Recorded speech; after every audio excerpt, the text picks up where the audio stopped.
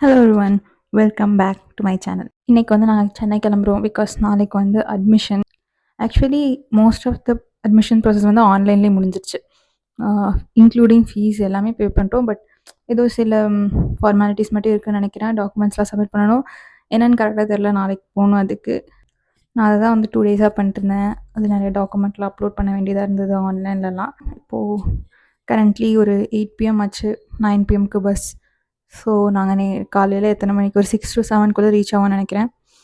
And then என்னோடய slot விஎல்எஸ்ஐக்கு வந்து time வந்து 12:15 கொடுத்துருக்காங்க நாளைக்கு, which is 30th of July, Wednesday.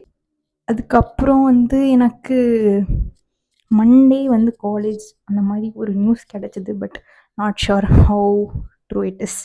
So பார்க்கலாம் நாளைக்கு காலேஜில் என்ன சொல்கிறாங்கன்னு.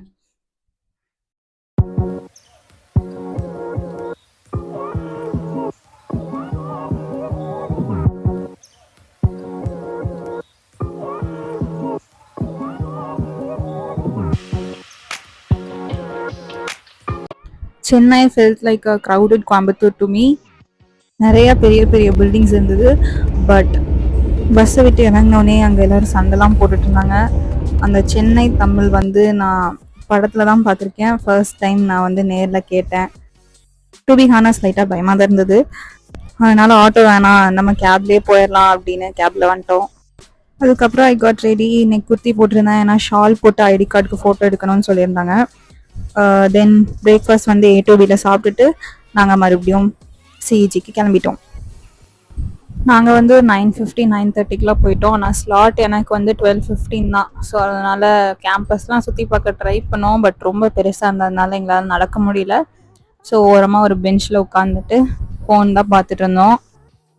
நிறைய மங்கீஸ்லாம் இருந்தது. பட் என்னால் அந்த ஹீட்டை தாங்க முடியல. ஸோ போய் ஒரு லெமன் ஜூஸ் குடிச்சிட்டு வந்தேன். நம்ம கேன்டீனை கண்டுபிடிக்கிறதுக்கே ரொம்ப நேரம் ஆயிடுச்சு.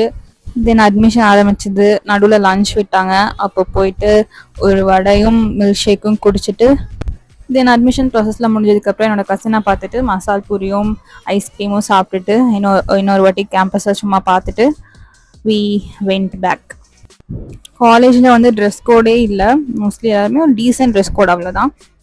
டிஷர்ட்ஸ் போட்டிருந்தாங்க, ஷர்ட்ஸ் போட்டிருந்தாங்க. நிறைய காலேஜஸ்ல இருக்க அந்த குர்த்தி துப்பட்டா ட்ரெஸ் கோடிங்க இல்லை. See you all in another video. Until then, bye.